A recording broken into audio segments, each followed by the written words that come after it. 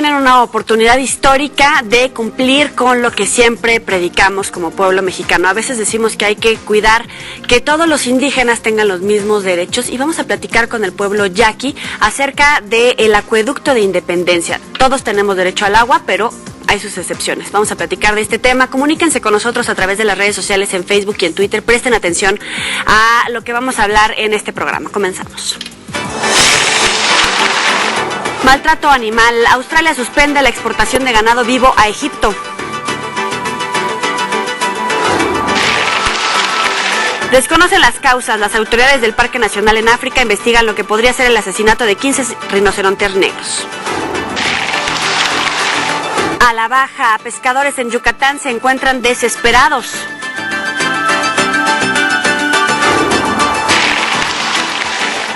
Por la gripe aviar, en Veracruz el precio del pollo está por las nubes. Se muere poco a poco el campo. En Tamaulipas la sequía provoca estragos.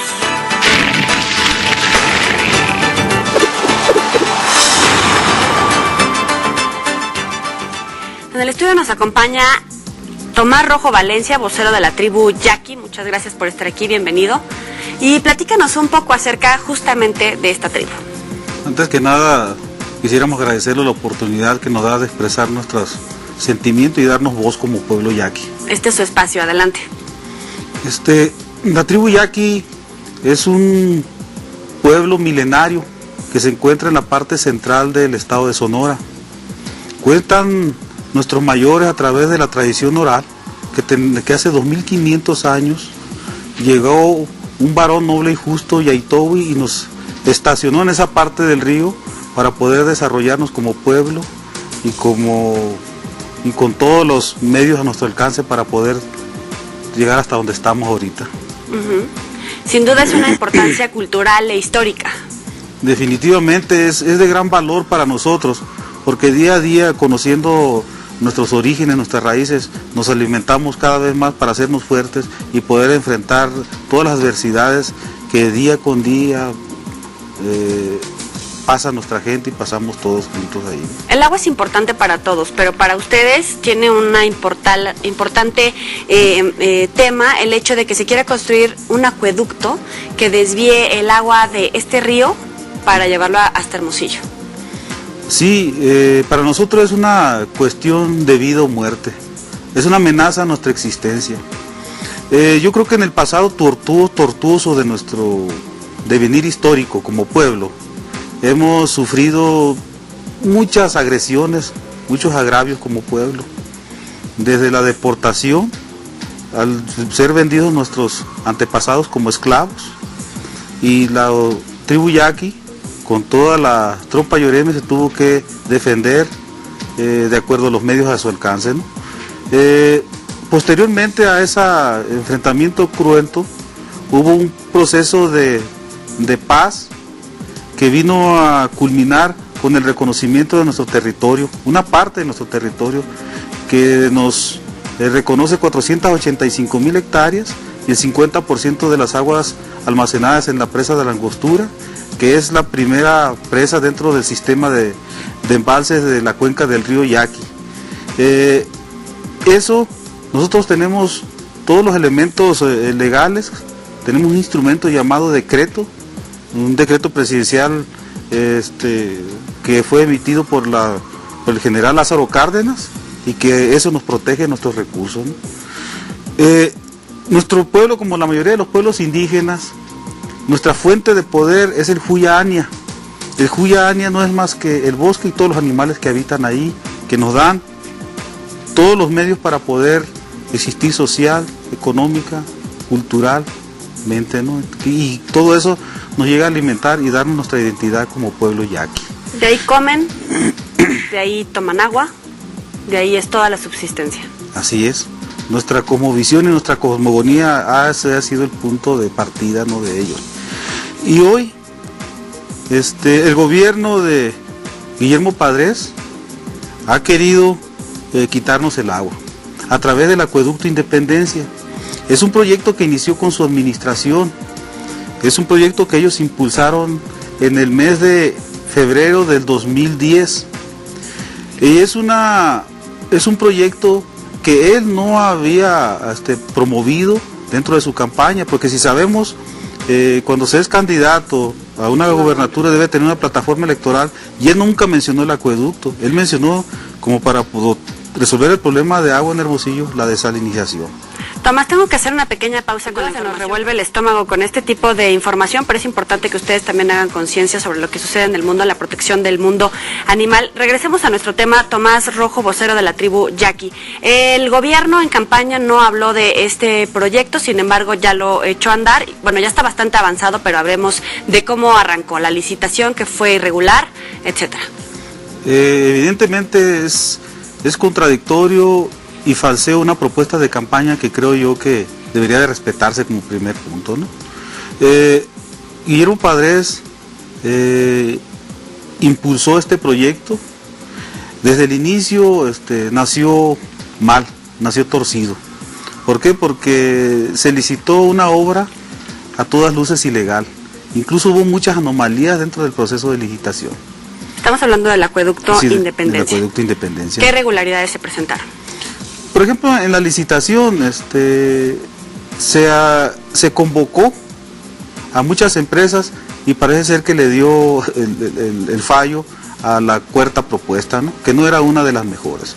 Y aparte de que no era un grupo de empresas especialistas en el ramo, y que era un consorcio que no tenía ninguna experiencia en la construcción de este acueducto, ¿no?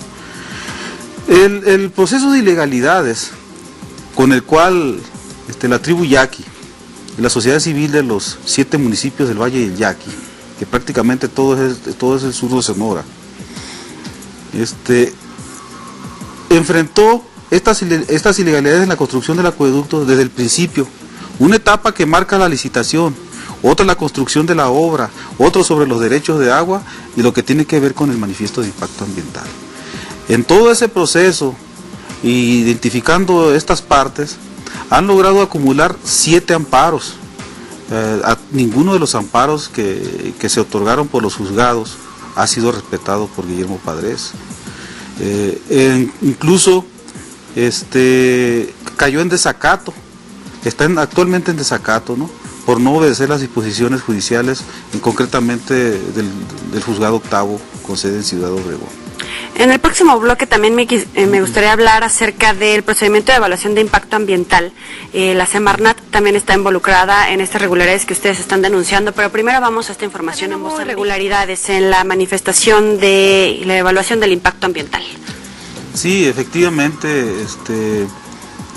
de acuerdo a lo que nosotros hemos logrado investigar y conforme a todo el grupo de abogados ambientalistas que nos asesoran, nosotros teníamos el entendido que el gobierno mexicano tendría que apoyarse en los convenios internacionales en el cual nos mencionaban que cualquier obra o megaproyecto que tuviera influencia sobre una región indígena tendrían que aplicarse el convenio 169 suscrito por la OIT, donde decían que los pueblos indígenas tenían que obtener consentimiento libre e informado.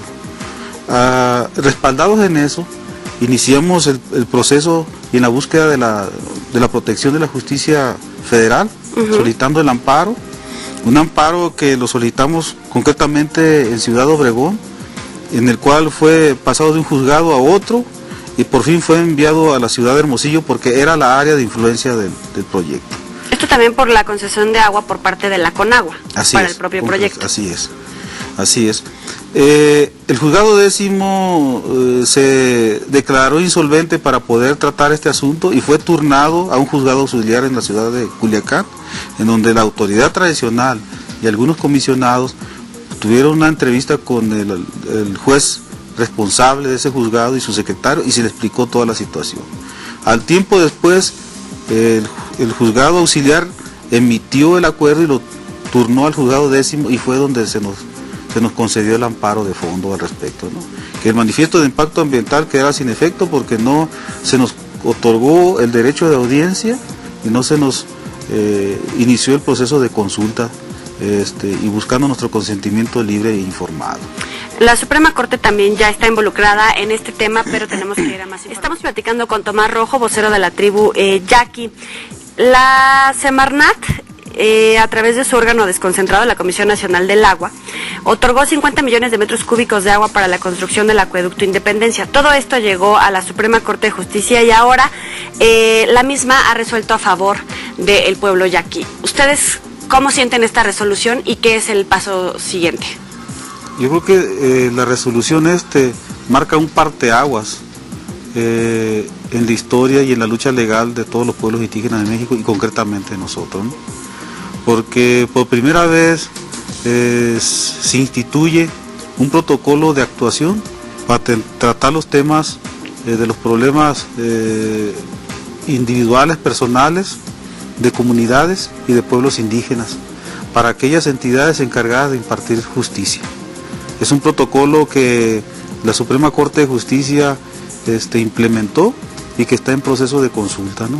Y eso nos abre una posibilidad, una ventana más de poder buscar la justicia que desde hace 520 años han estado buscando los pueblos indígenas de México. ¿En este momento está suspendido este proyecto?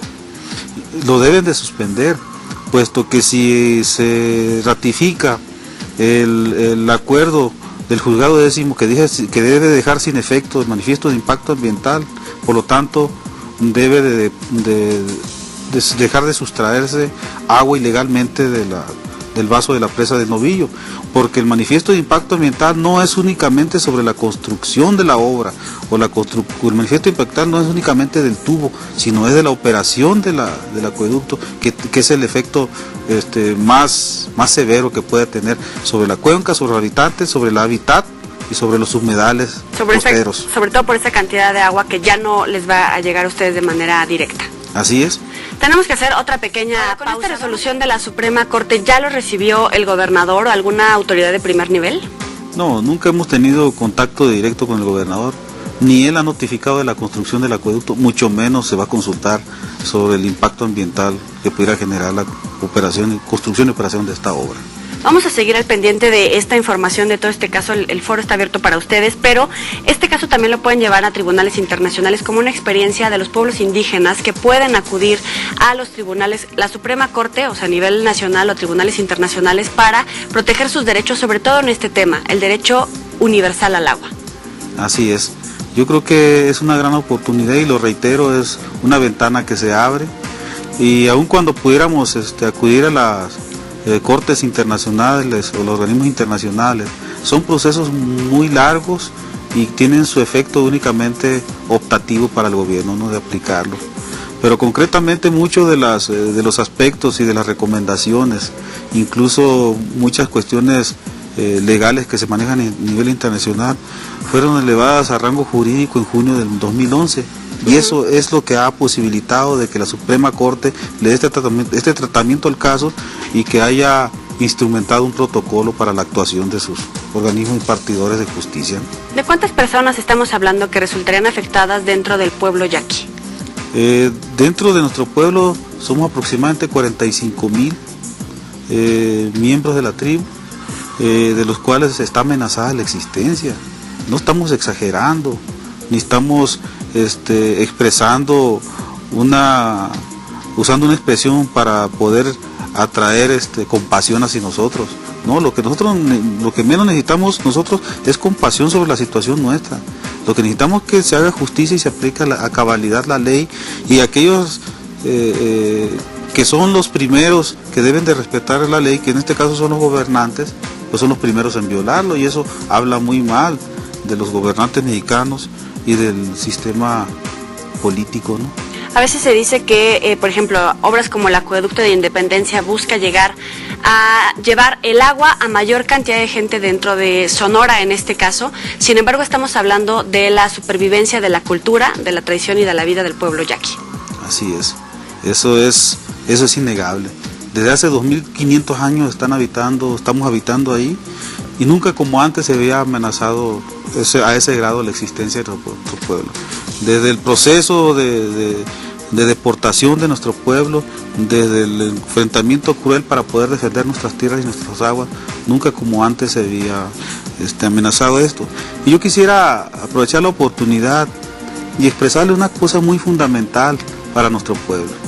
Nuestro pueblo, posterior a la firma de paz con el gobierno mexicano, que fue en 1927, y posteriormente a una nueva relación institucional con los gobiernos mexicanos, se establecieron muchas relaciones políticas, siempre con la promesa de resolver la tierra, nuestra posición legal sobre la tierra y el agua, que ha sido siempre la lucha histórica de nuestro pueblo.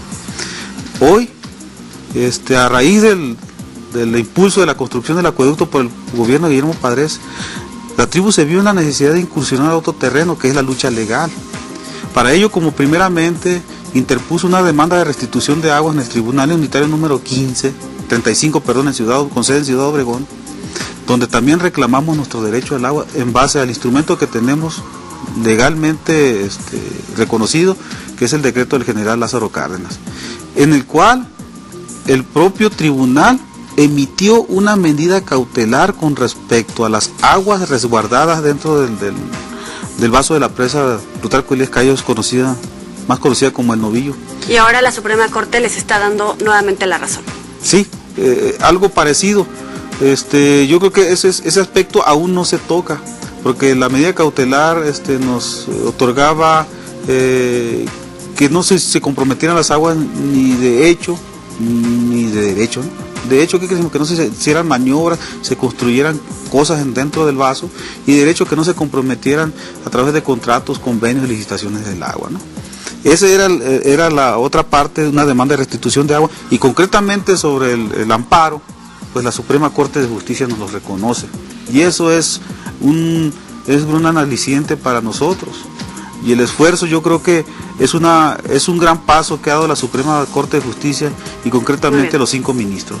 Muchísimas gracias, Tomás Rojo Valencia, vocero de la tribu Yaqui. Como le decía, este espacio está abierto para ustedes, para seguir en contacto con la información que vaya surgiendo. Muchas gracias por estar aquí con nosotros. No, gracias a ustedes, y gracias a nombre de nuestro pueblo Yaqui, de nuestros gobernadores, de nuestros ancianos, nuestros mayores, los jóvenes y las mujeres y los niños de nuestro pueblo. Un placer. Gracias. Y bueno, ustedes tienen en sus manos el poder de la información. Ya les hicimos llegar todos estos datos a través del vocero de la tribu Yaqui.